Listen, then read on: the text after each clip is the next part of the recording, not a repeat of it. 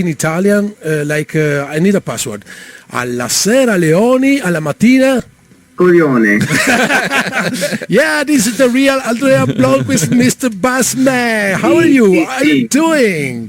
Doing good, good. How are you guys doing? Yeah, we are rocking every Tuesday. What about you? You know, a long time. I didn't see you. I didn't hear you. We've hardly been rocking out every Tuesday these past, 5-6 years. It's been a long time for sure. Yes, I know. How many kids you have now? 12, 13? Yeah, something like that. About 10 that I'm aware of, and then we're expecting the lost. Well, now we're up to there are 4 kids in the house right now. Bravo, Andreas. Bravo. Thank you. Yeah, you know, because we are sort of a good program, radio, and we are followed by people in Sweden, people from the other countries like America, Canada, and everybody is wondering, hey, Max, do you know them? So tell us a few more. Now we knew that you signed for Frontiers Record, an Italian label. Yes. So, finalmente, we will have Sweden, Italia together. Yeah, it's about time. But Italy has been one of the places that we've played the most, so I think it's only fitting that we ended up at an Italian label, right? Yeah, I don't remember. Well, yes, you were touring Italy. Mm-hmm. Yes, I was driving that minivan. Don't worry, I remember. Well, I think you remember, yeah. Yeah, of course, Andreas. We were patiently waiting for having Seventh Wonders news. By the way, we have a lot of news now because Frontiers Record just promoted the fact that in a couple of 23rd of September, finally we will have the live album DVD CD Welcome to Atlanta Live 2014. So it was 2 long years ago. Yes, I know. That's a valid question. that begs an answer. So here's the deal.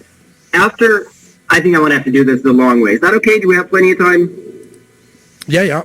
2 hours. 2 hours. I usually do anyway. Just interrupt me if I go too long. Anyway, everybody knew that we released The Great Escape in 2010, and we did some shows following that. And 2011 or 2010 even, that was about the time that I moved to the United States and Tommy joined Camelot. So of course it was a downtime, and Johnny quit the band. So there was like, all of a sudden we weren't really sure if there even was a band, to be honest. And anyway, we found one hell of a drummer in Stefan who learned the entire back catalog. Tommy kind of settled into his Camelot schedule. I came back from the United States, and we started moving about a bit in late 2012, I suppose, early 2013. And that's when I thought, okay, let's set this ball rolling again. And I started thinking about this live, Mercy Falls live thing that I had been thinking about ever since the conception of that album, in 2007. So I figured, hey, what the heck, maybe this is a good time to try to do this. And I thought that, okay, we're maybe like in between labels right now. Maybe we have to do this ourselves. So I just gauged the interest among the rest of the guys. Like, hey, do we want to do this? I want to do this. I think I can make it happen. And good.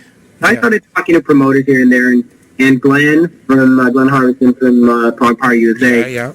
He jumped on that opportunity and gave us a very sweet deal and an opportunity to go back to one of the best festivals I've ever experienced and do the whole thing. And that's about a year in advance and a year of preparations. We recorded in 2014, and then it actually, as it turns out, having 8 cameras of HD footage for 2.5 hours, that does just not compile itself into an astonishing DVD by itself. It turns out there are thousands of hours of work in there, and that happened by our good friend Johan Larsson, who did the artwork for Great Escape and the videos that we had done before Alley Cat and Inner Enemy.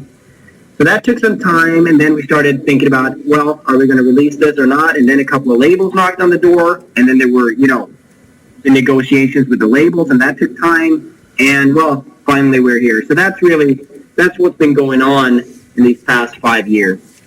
Grande, Andreas. Yes, I well remember, because you know that I was in Atlanta as well. Yeah. Because this was a unique. It was your best act live so far? You're asking how I feel about it? Yeah. No, it was dreadful, to be honest. It was horrible. I think both me and Tommy were close to tears by the end of it. No, seriously, it was the greatest setting we could imagine, the greatest fans. I can't believe that people were so supportive after such a long hiatus and absence from the scene. So we were so grateful to be there. The festival is awesome, but we did have severe issues with the sound on stage, and I know that kind of hampered our performance a bit. Playing Mercy Falls front to back, that's not a small thing. I tell you, it really is hard. You're exhausted, and it's very, very difficult. So we really had to focus 110% on just getting the notes where they're supposed to be. And I think that kind of took away a little bit from our performance. I mean, I'm happy if people are happy, and having, produced the DVD, I'm happy with the way it turned out. I think that I remember a night in Ronki where we really kicked butt, and that was a great atmosphere. So, it's the feeling, I think, could have been a tad better. I think the end result is going to blow everybody's mind. I think it's turned out to be a great show after all. Yeah, absolutely. Even if I was more heated, let's say, the day after when you performed the acoustic set. Mm-hmm. This I well remember because me and Daniela weren't able to take any photo of you because we were crying like baby, The emotion was so high, it was impossible to stay. You made so many rehearsal before doing this acoustic set, or never? No, of course we rehearsed it. I mean, but going back to the original thing though about that second set in the morning, that was awesome. I mean, I think that we were kind of, the stress went away after playing the whole Mercy Falls. I mean, many of those songs we had never played live before. We did one little small show in a western city of Sweden where we played a couple of the songs like Destiny Calls, Break the Silence, and the Overture. We had never played those before, ever, in the 8 years since the album was released. So this was nerve-wracking to be sure, but I think we pulled it off. And having listened to it, I'm so proud of us, especially Stefan, who is a giant of a man behind the song. So I think we did great. And I think once that tension kind of weaned off, as we did the second set in that morning, everybody was so stoked, so enthusiastic about meeting the fans again. So, that was kind of, I digressed a bit. But going back to the acoustic medley, I wanted to do, first of all, I wanted to do something special, and I guess prog metal unplugged is kind of special. And then I also wanted to kind of take it, it's going to be labeled as the Seventh Wonder Odyssey on the product. I wanted to take everybody back through our back catalog, since now it's kind of a fresh start for us to stay up on the new album, a new label, and after a long break and whatnot. I wanted to do that, and in the meantime, kind of introduce some people to some of the old songs. We had a couple of tracks from Become nestled in there, What I've Become, that acoustic thing. So we worked through that together, and of course practiced a lot of the vocal harmony. Tommy, of course, the mastermind behind all of that, and kind of gave it out to everybody, like, you did this part and you did that part. Stefan sang a whole lot. He's a very good singer. So, yeah, sure, we rehearsed it a lot, but of course a whole lot less than the rest of the gigs. But it wasn't improvised. Yeah, so Seventh Wonder Odyssey is a title decided by Frontiers Record, or you decided? No, it was actually, I think that title appeared in my head before I decided what we were going to do. Ah, okay. I had an idea of making an Odyssey, like basically going through all of that is Seventh Wonder from front to back, and presenting that to people in a different way. So I think that maybe, I think for good reasons, maybe not a lot of people are digging into Become that much. It sounds kind of like a demo from a bunch of teenagers. I know that's fair, but there are a few good things in there, and I think that we highlighted a couple of those choruses that are really beautiful. And maybe you can listen to the music, go back, listen to that in a new way. Maybe some later fans haven't even heard Waiting in the Wings that much, so we threw in Not an Angel. Sure. And stuff like that album. So I think it was that was the intention. I wanted to just take us through the entire album, and then the other guys kind of decided on what parts. I didn't control that by any means, but the concept as such, making an Odyssey, that's what I wanted to do. Okay, good. Even because Not an Angel is my favorite song, maybe one of the 3 favorite songs of Seventh Wonder, and I well remember that you played. So this Odyssey will be the medley you performed there, and the CD will include also this acoustic medley. Yeah, yes it will. But not the entire song, I mean. So you will never record, I don't know, some acoustic version of your hits as well? Well, outside, no, probably not. All right. Not. This Okay, was actually, let me tell you why. Let me tell you why. Because everybody's like, many times, people would be like, hey, man, why don't you just re-record Become with Tommy and vocals? Or why don't you just do all those songs acoustic or whatnot? But let me tell you that recording an album is not something that you just do on a whim on a Tuesday afternoon. It's like months and months of planning. It's even more time of practicing and arranging. You got to record everything. And poor Tommy uses more time in the studio than any other person alive. So he'd have to live there, and we can't, even though I kind of relish the idea, I think it's a great idea. I would love to do a lot of acoustic stuff. It allows you to play more freely and fluid. I love playing bass over acoustic guitars. It's kind of lends itself to other ways of expression that I really enjoy, and I know that Tommy can sing in a different way. So for me personally, I would love it, but what everybody needs to understand that would be at a cost. That would be at a trade-off. That would be a delay of any other album by like 18 months or so. Yes. And that's why it will never be prioritized. I mean, if we could make a living out of this, if this was all that we did, and, all we did was make music pretty much, then of course we could do something like that. But as it is right now, it's probably not just realistic, no. Sure. Okay, Andreas, let's drink a beer. Let's skål. And now it's time to have some music as well. Even because Good. Inner Enemy finally is on the track. You decided. Yeah, and even more excitedly, a new studio track, too, to accompany Inner Enemy. So, Yeah, the Promise. Yeah. The Promise will be out only on the 23rd of September, together with the DVD and all the stuff. Yep. Okay. Yep. Meanwhile, Inner Enemy is already on YouTube since months ago. It gave us already the taste of what will be the next Seventh Wonder album. But this we will talk few minutes later, if you're ready. Okay? Right. Ok, Inner Enemy, Seventh Wonder.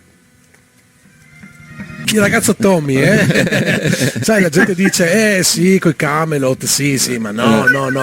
Tommy Karevik is the Seventh Wonder vocalist, magnifico. And we have the pleasure tonight to have Andreas Blomqvist, the bass man, the mastermind, the man who created a lot of stories and songs, especially during the night of Seventh Wonder. So thanks, Andreas, for your time, of course. So this was Inner Enemy. We already saw 1,000 times the video. For this matter, you have the record there. How is 1 million view now? Because 1 million is made by me in the night. And then this new song, The Promise. What is it? A new studio track. Right. So originally, first of all, The Promise is something that's exclusive for this DVD deluxe package. It's not to be on the new album. This is a separate song for this. And actually, it's from the Inner Enemy session, almost. It was written about the same time. So the idea was to release that a little bit sooner, and now it ended up on this DVD instead. And we did some freshening up. I know that Johan and Kurt did some new solos. Tommy redid most of the vocals. But the idea was that Tommy and me wrote those story-wise as little mini-concepts. So they actually tie together. So The Promise is basically part 2 of the Inner Enemy story. And if you listen to the Inner Enemy video on YouTube, you can hear a little track playing in the car as the video starts. And that, my friends, is part of The Promise. Grande, super surprise. Yes, there's a story there for people to sink their teeth into. And I'm happy that both Inner Enemy and The Promise will be released now in hi-fi properly on a CD, and you can listen to them together, because that was the intention. So that's a separate chapter of its own, and it's also fun because we got slammed a lot for The Inner Enemy because it was, so poppy and short and stuff. And we really, really, really, and I mean that with all the emphasis I have to stress that, we did everything we could to keep it as simple, as short as we did. And it took longer to write that song than it took to write The Great Escape almost.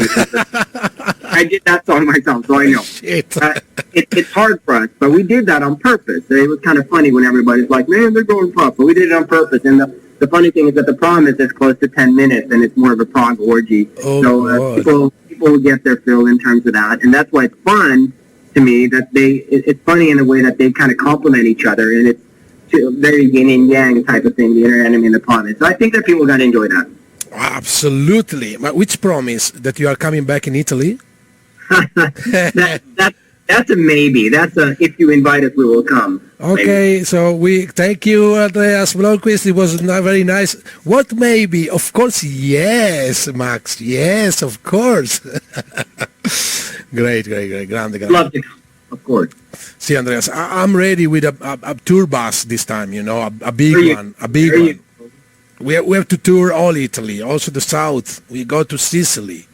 Yeah, I mean, I think our Frontiers head offices are in Naples.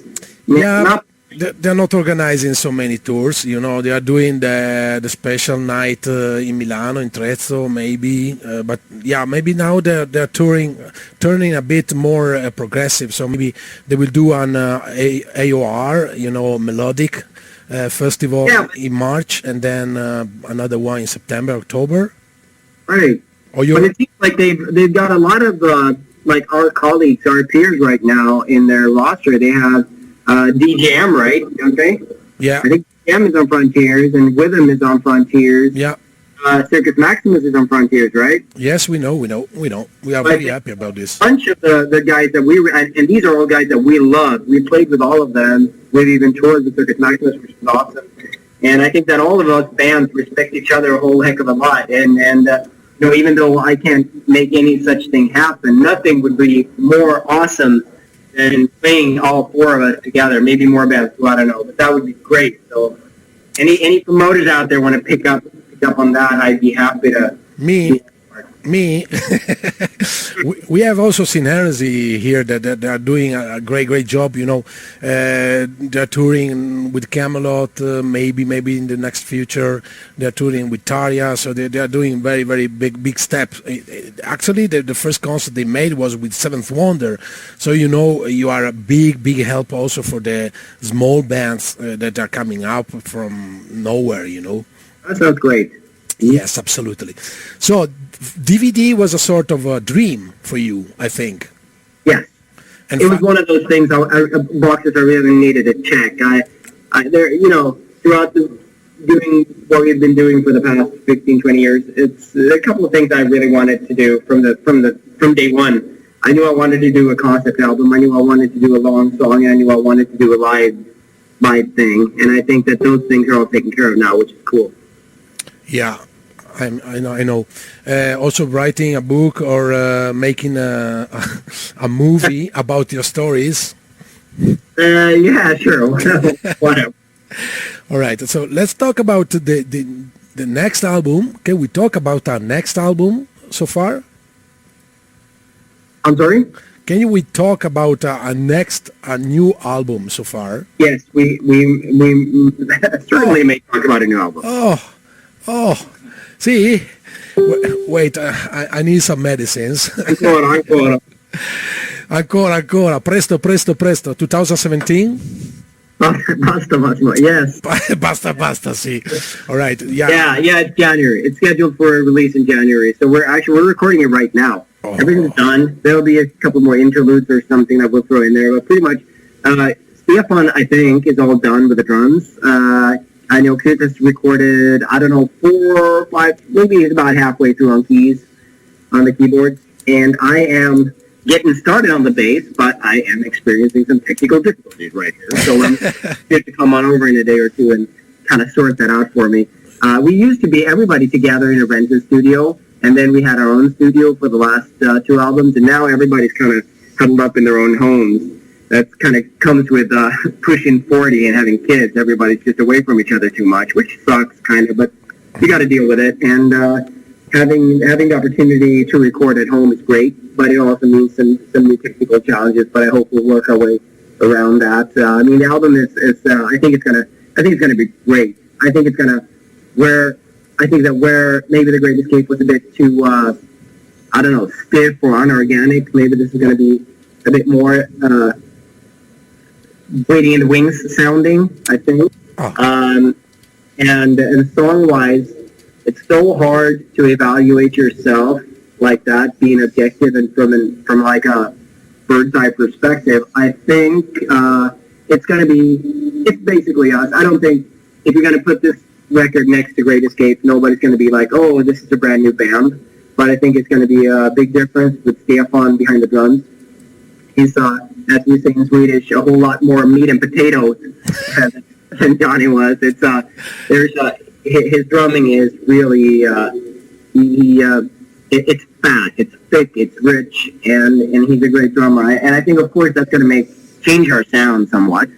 And I don't know. Hopefully, we'll pick up some new influences, and that will be kind of funneled through the Seventh Wonder process and turned out into something new and exciting. But I definitely think that we stay true to our formula, and it's going to be a Seventh Wonder sound in that album. Wow.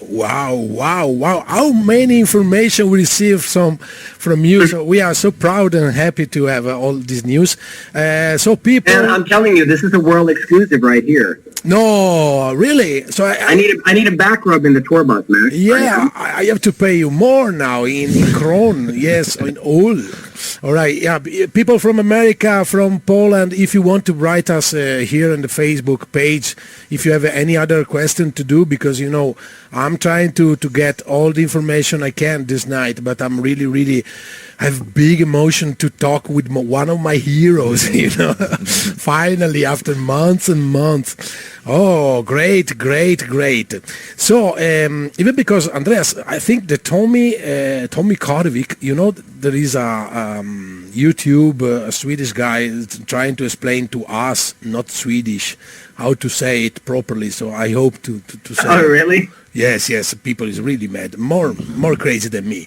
All right. So I think that Tommy will be a sort of free from Camelot the next year. Do you know? Well, just for the record, first of all, so in Swedish it's Tommy Karvik. Tommy Karvik, yeah. Hi, everybody.